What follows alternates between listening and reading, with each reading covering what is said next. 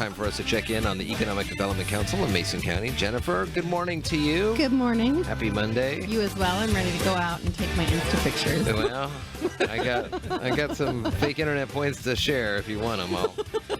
I'll double tap that photo if that's what get the most likes. Nice. That's what it is. I'll see how much of the blue sky I can get so I can point at it and say, look, we do have it here. Look, it's right here. Yeah.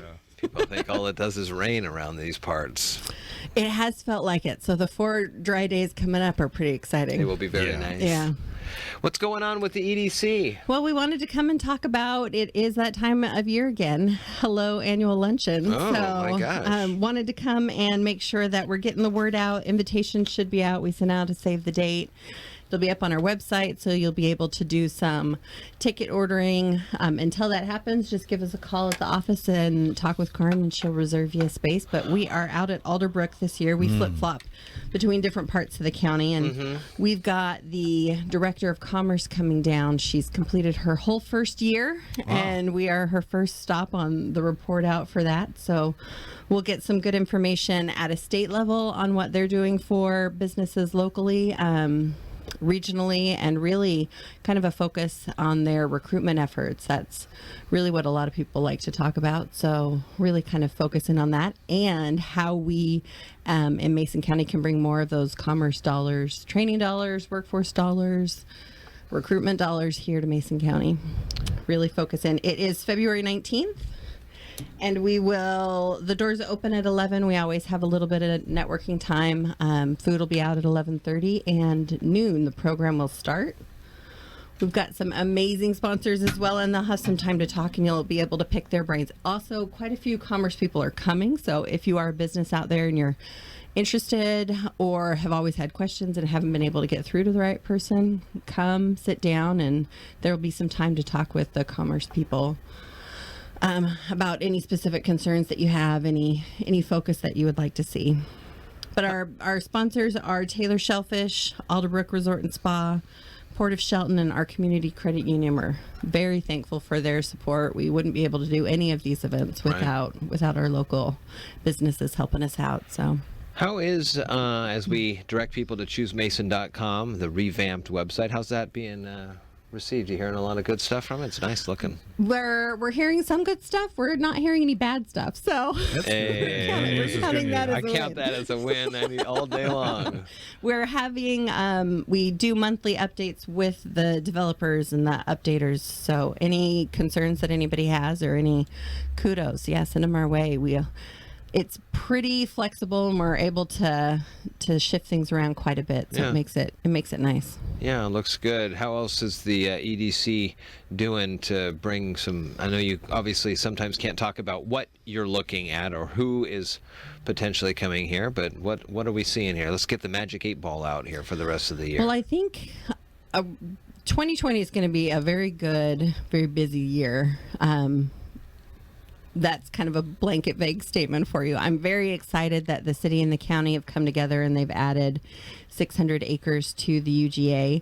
Why that is exciting to us at the Economic Development Council is that it has utilities to that property.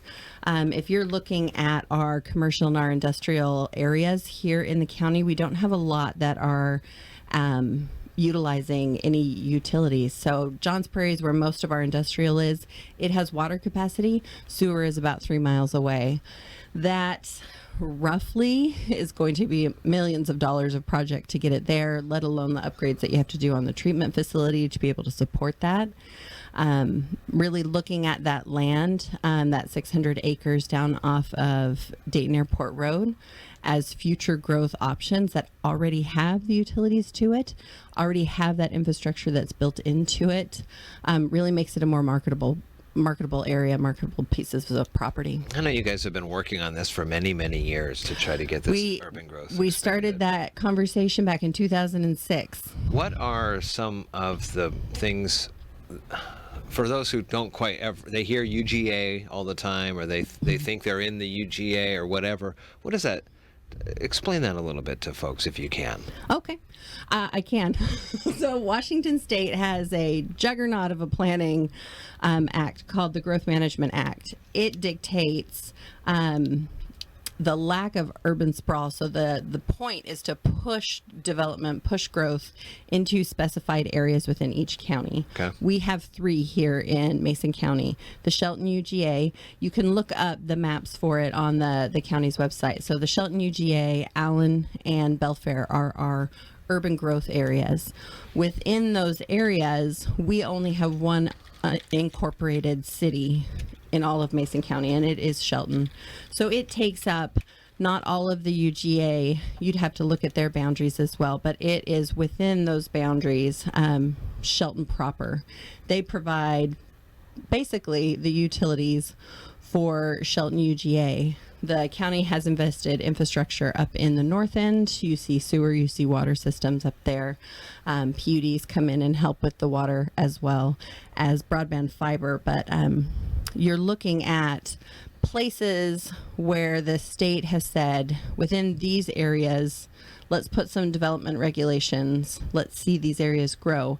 And as you grow, you can expand those areas so that you're always kind of maintaining that balance. So the point of the Growth Management Act is to not develop outside of those, to really kind of push that development into specific focused areas. But these areas, as I look on the city's website right now, and I see the city of Shelton, and then there's the outlying purple areas, which is the urban growth, that does not become part of the city.